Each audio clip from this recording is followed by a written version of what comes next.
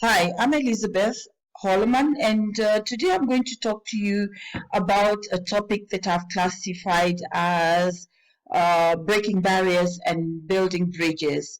Now, having lived here in Germany going now to 29 years, I think that the information that I'm going to give you is going to help you if you're new here or if you are in a transitional period, or even if you are as long as I have been here in the country. I hope and I do hope that this information is going to be able to help you.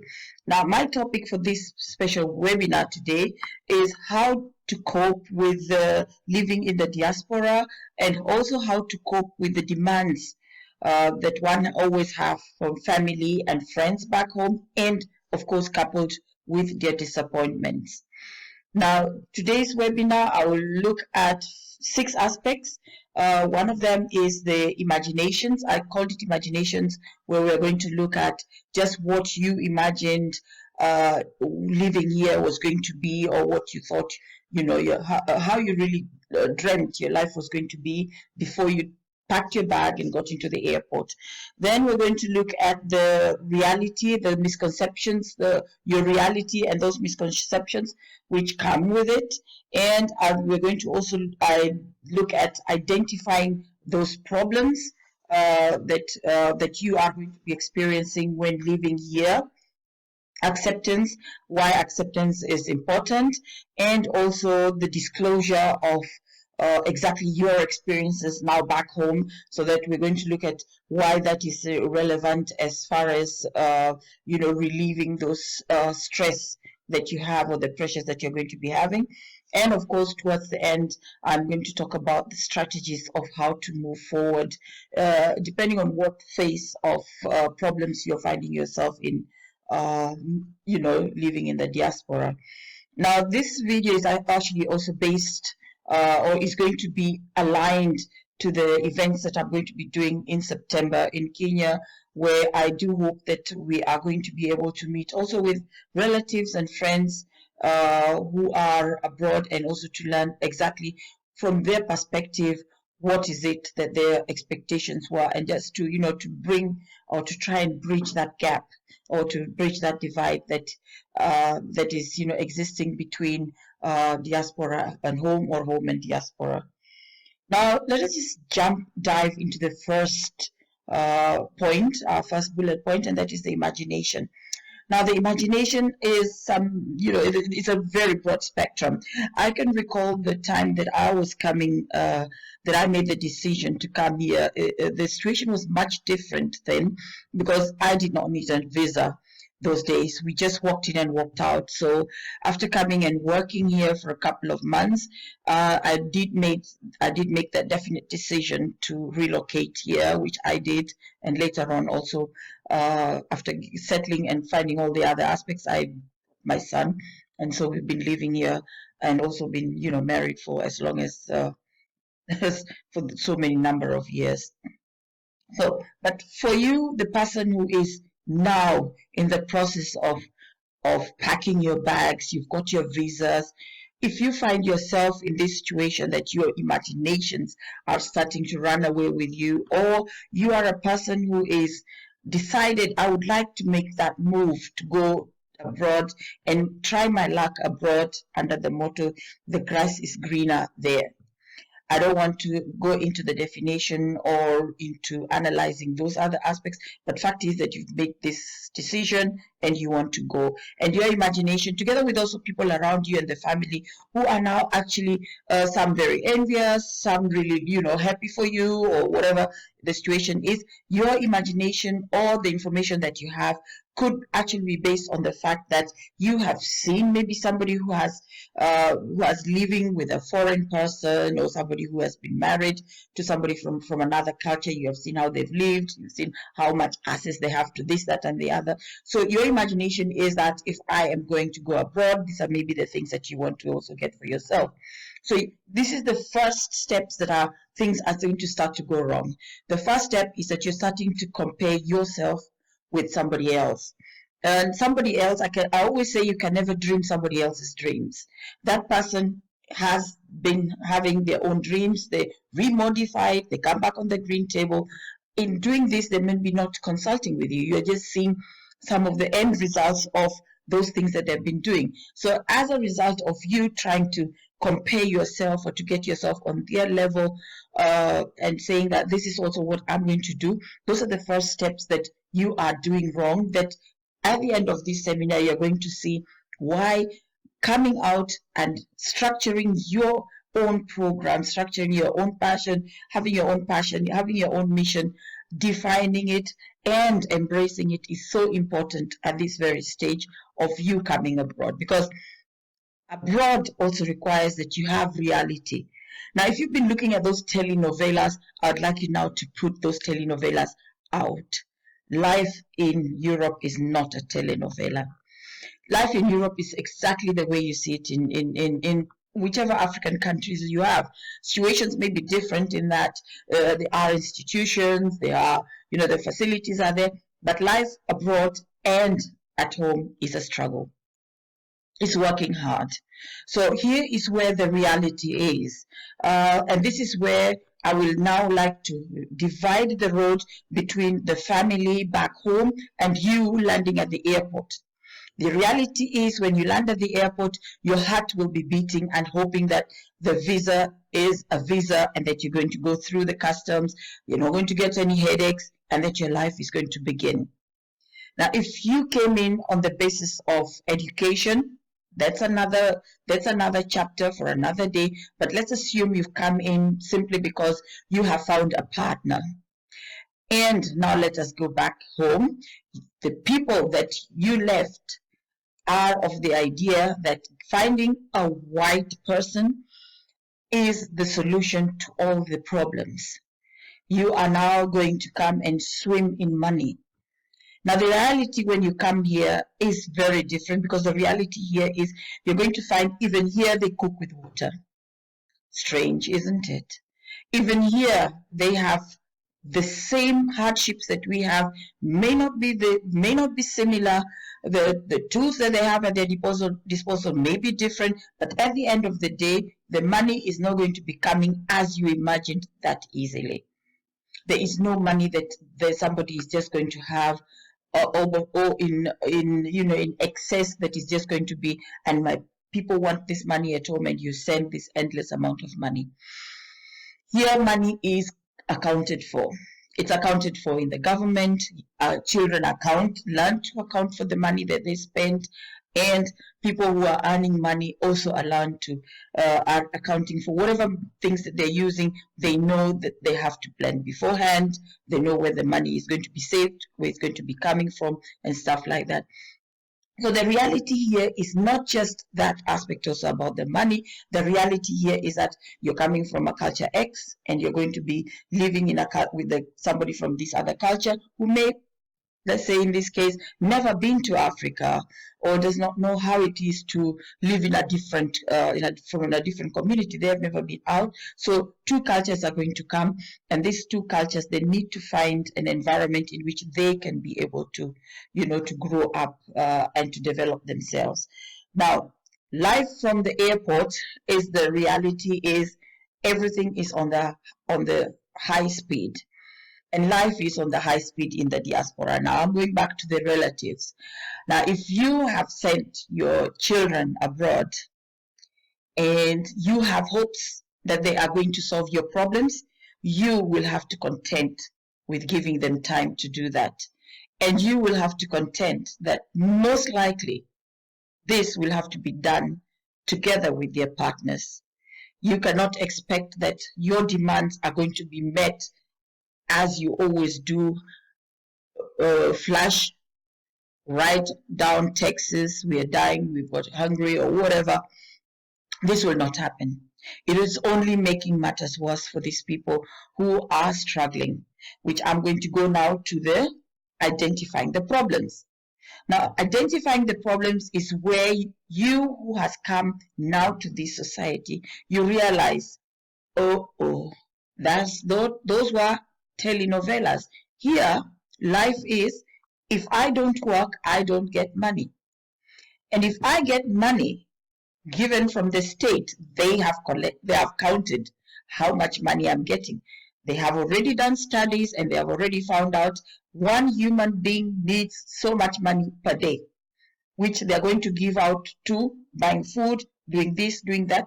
The house is going to be paid for them, the whatever is going to be paid for them. And if there are children involved, my dear people in Africa, let me tell you, if children are involved, you are going to have to content yourself that until this parent has the children out of their feet, out of their aprons, independent, the children are the ones that is going to be their priority.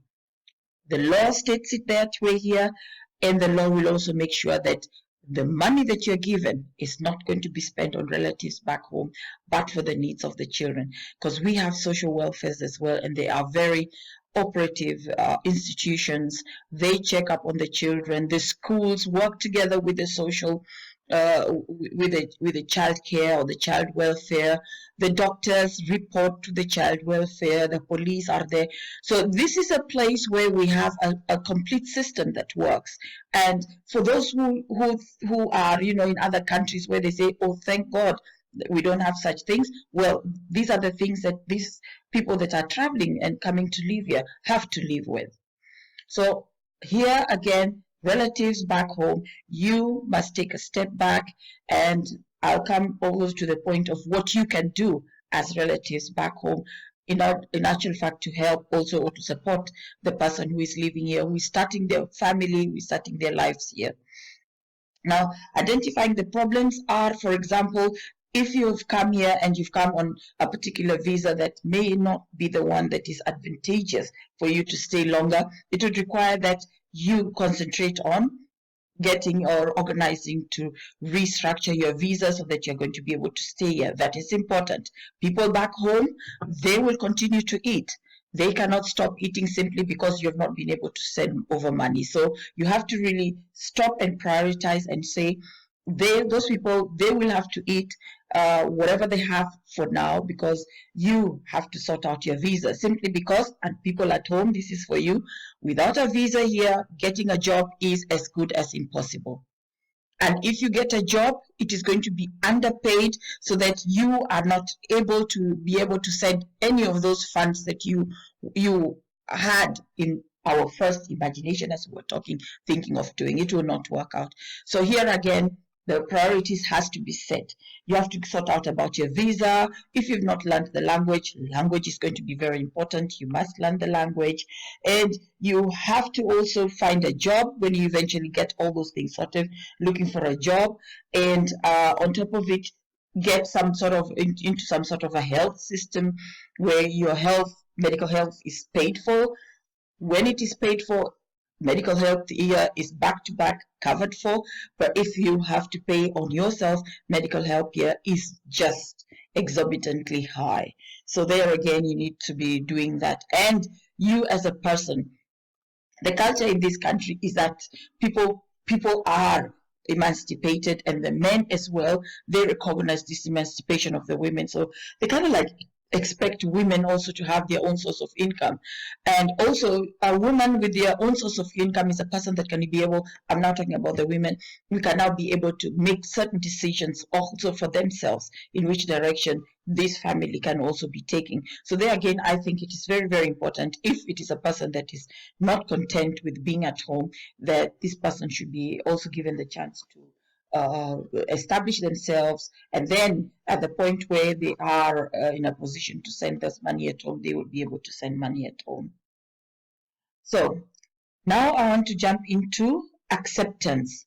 There is nothing terrible like you have a problem, but you're living in denial. You know that you don't have a visa, but you're going to church and praying, paying more tithes with the money that you didn't have, that God is going to make it possible for you to have a visa. Let me bring you down to the reality. This is not possible. The visa is some action that you have to take and get sorted out.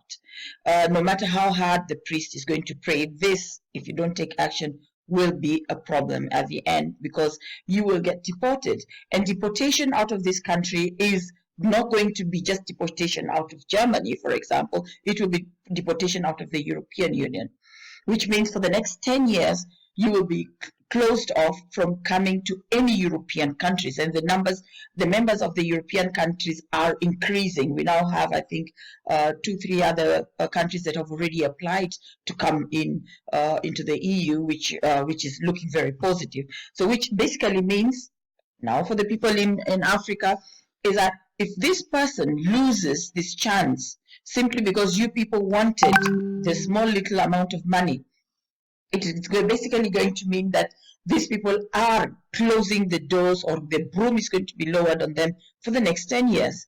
And the next 10 years not means that the door is going to be suddenly opened with 10 years. No, it is going to be a process as well into reviewing as to why it is going to, you should be given yet another chance, whereas you violated the opportunity where you were given a visa to come back, to come and live here. So they're going to review that process again and to see, are you a person to be trusted? So it is not going to be a walkover. It's a real big, a real big task. So acknowledging first that you have those problems, and in acknowledgement, you are also setting priorities as to how am I going to be solving these problems? Which are those problems that I need to tackle first, and why do I have to put them in this, in this row of, from number 1 to number 10 until you solve them. And at that point, then is when you're going to say, okay, now I've acknowledged I have a problem, I have accepted I have these problems. Now the next step is to go back and talk to your family in whichever format that you want.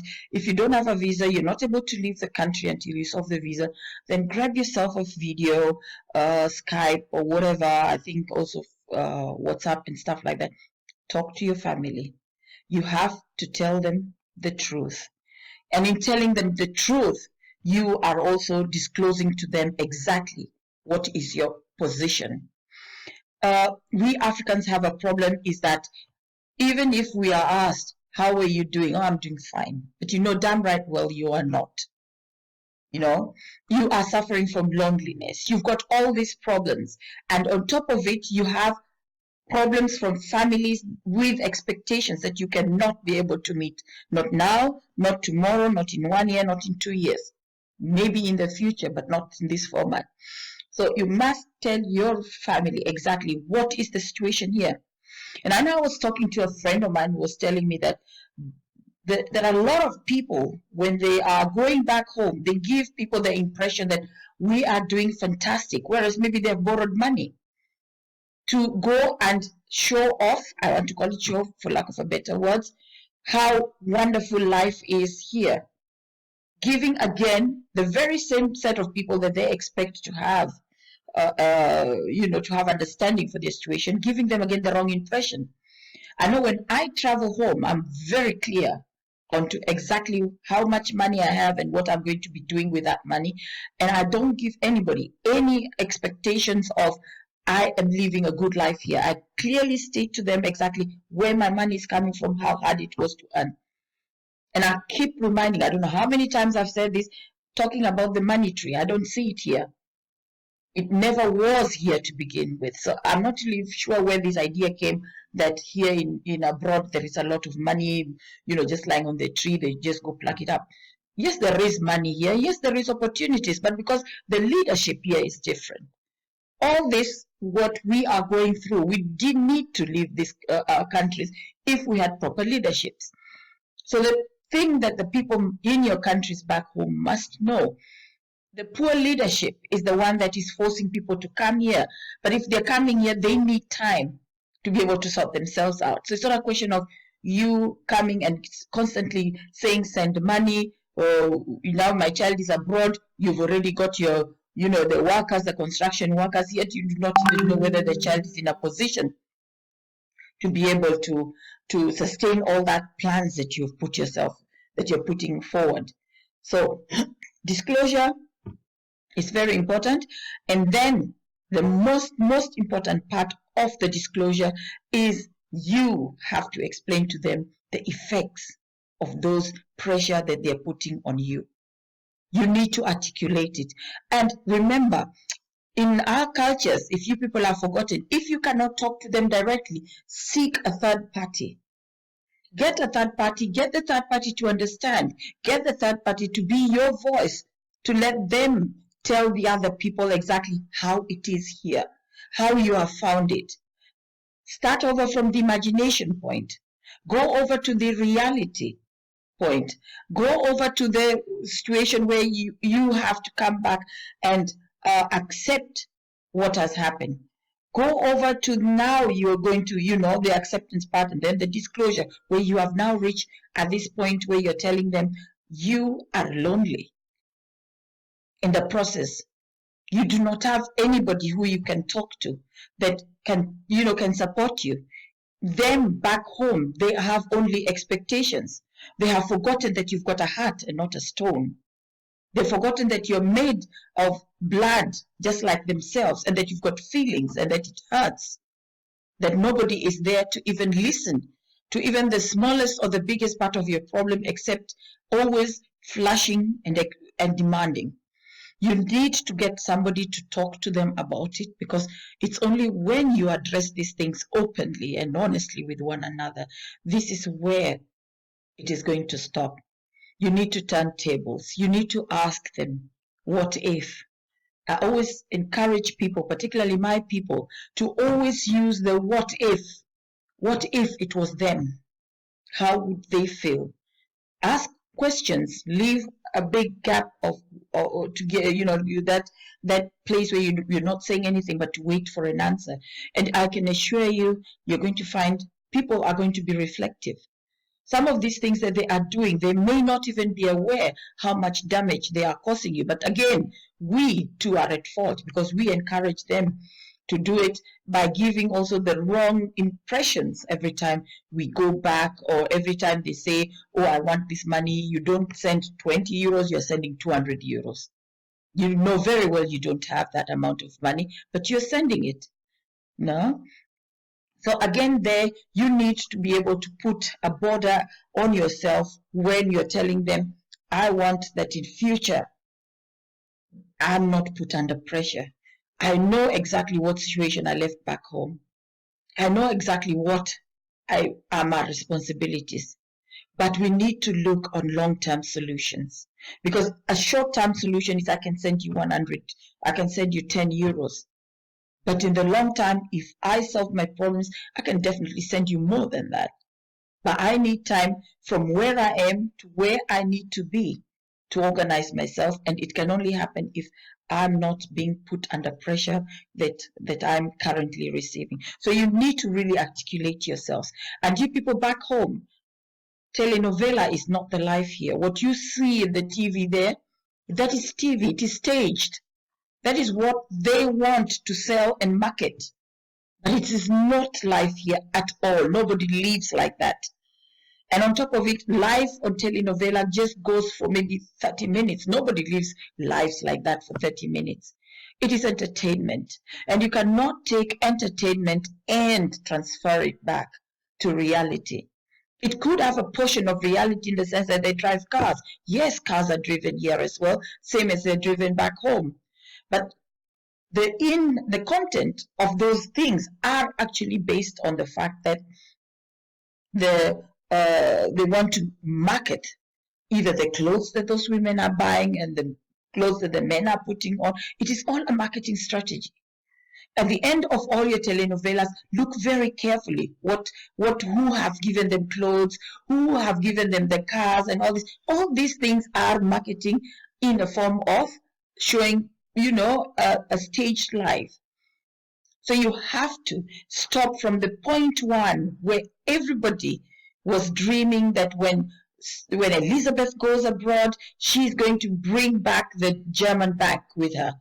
You must come down from that dream and come back to the reality and say, she is abroad and she's having a rough time. And what we want to do, and this is now the strategy forward, what we want to do back home is we want to support her emotionally. We may not be having that money to be sending over to her, but we want to be there for her emotionally. We want to make sure that if she's not been calling or she's not gotten in touch, that we are the ones who are getting in touch. And this time we're not getting in touch with a flushing and she has to pay again for them. No, we are struggling to find, even if it is 1,000 shillings, even if it is 500 shillings or whatever amount, to just call and just say, hi, we're just calling to find out how you're doing. How are things coming up? Did you were going to get to the foreign office? How did it go? Oh, I'm really hoping that things went well. You know, we really are here holding our breaths, praying for you that things do go well. You have to be her strength. You have to be the power that, you know, that she needs. The energy coming from you must come over across the oceans to the people that are back here. And you people who are here, your mistakes, I've already said, you need to be very, very honest with yourselves. Initially, even at the let's say at the imagination, where, oh, I found this person, I found a man or I found a woman. You have to be very clear also with yourselves in what relationship am I getting into. This is something that we are going to talk about next time. But the relationship of what you're getting into and what are the expectations, this need also to be addressed. You cannot just walk in here and expect, oh, everybody is white or whatever, and they you know, the telenovela say they own houses. They don't own houses all here. A fraction, not all people believe in owning houses here. And that is another culture, a difference in culture. Whereas for example, in my country, in Kenya, everybody believes in owning a house. No, here not everybody believes in owning a house. The expenses around owning a house, for example, in Germany, is immense. You have to pay the inherited tax, you have to pay the oil tax, you have to pay the electricity tax, the insurance tax, in the road tax, the sewage tax. I don't know how many taxes you are paying apart from those other taxes that we normally pay, that most people just opt to rent a place and they don't know what all the other taxes are about. Yeah, so not everybody is the way you think. You know, the Kenyans, everybody owns a house. As a matter of fact, in Germany, for example, people don't buy houses and in 2 years they own a house. Somebody is going to buy a house and the ownership of the house may take up to 20, 30 years. Some people even die not having finished paying their mortgages. So that the realistic life when you come here is completely different from that of Kenya. In Kenya, somebody decides, I'll buy a piece of land, build my house, 1.1, God knows what million, and I already have a house. We don't happen here because it's very, very expensive. And it is also a longer process than it would be anywhere, you know, else. It takes also a lot of other channels to be able to own your house. But owning a house is not difficult, not at all. So it's just a question of, can I afford it? Now, those are some of the things that you need to really consider when, for example, you meet your soulmate or your future soulmate. The honesty has to be something that you need to address as to why your expectations, and of course then you listen to what your partner's expectations are. Sometimes these expectations are so far apart that you need to work to get closer to you know, to the expectations, or you know, to chop some of them that were unrealistic, and also the other person needs to chop some of those things that were unrealistic. So breaking barriers and building bridges, I am breaking the taboo. I am now talking about how it is, what the situation is here. If you liked this video, I'd encourage you to share it, and share it far and wide. A series of other videos are going to be coming over to accompany this breaking barriers and building bridges. The idea of breaking barriers and building bridges is that I want to break those barriers or those ideas or conceptions that people have, that if I see a white man, I have already solved my problem. I've got 20 steps inside and I only have one more extra step and that is it. No, I want to break those type of mentality or that way of thinking, and make everybody to be human, because even the people that you look at, you know, on the other side, they also get hurt because they only think that you only see them as an element, and you do not love them, or you will not cherish them, you don't see them as human beings, you only see them again as you know, some tool that you can use to be able to solve your problems. Nobody, such like mentality going into relationships is ones that normally are going to end up with being divorced, or with a lot of other, you know, a lot of other incidences. Now, what have we talked about in the video today? If we're bringing to a closure, we've talked about looking at the imaginations, bringing them, you know, to a state where you're reviewing as to why you want to come here. It should not be that because so and so has come here, has made it, has been rich. It should be based on your own ambitions, your own passion, your own goals that you want to achieve. Then the reality, once you've come here and you found out that the reality and your imaginations are not mirror matching, then it needs you to review just in full exactly what were those realities that you had, and what were the misconceptions that you found out as you came here, and you found out that, oh no, people really are not as rich as I thought. They too just work just as hard, if anything harder, to be able to achieve what they have been achieving. For somebody who is traveling, maybe going to a holiday to abroad from Germany, is because they have worked maybe 5-6 years in order to be able to get that amount of money to travel abroad. So your reality you have to look at, then you have to identify, now that I know my reality, so what are my problems? Where am I going to be able to need to adjust in order that I can solve my problems if I'm in a problem situation? There you need to look at how can I be able to address those problems. You need to list them down. You need to accept them, look at them and accept them. There you are, take ownership of them. It's only then that you're going to be able to solve those problems. And number 5 is the disclosure. You need to find out, how am I going to do the disclosures? You can also approach me, by the way, then I can be able to guide you step by step how to be able to do the disclosures with your relatives back home. So the disclosure part, that one you cannot admit. You have to be able to address this one, and even if you're not able to address it directly with the people that you want to, you can always get a third party to be able to help you in addressing. And then of course the way forward is solving those problems, the open discussions, and any other thing that you might find is standing on your way, in the sense that I really need to find a balance, a work-life balance, so that I can be able to start living a successful life. That one is the way forward that you need to address. Sometimes you may need to look for help, to get somebody to help you just sort out and dismantle all this, that you're not understanding what is going on. We have a lot of groups, I think also on Facebook, that some are very, very good in giving information. So maybe you dock yourself up in one of those groups and just find out which is the best way forward for you. So I hope that the information that I've given you has been of value to you. And please do jump over to my website, contact me, connect with me on social media. And if you need any assistance in this regard, I'll only be happy to give you the help. Thank you.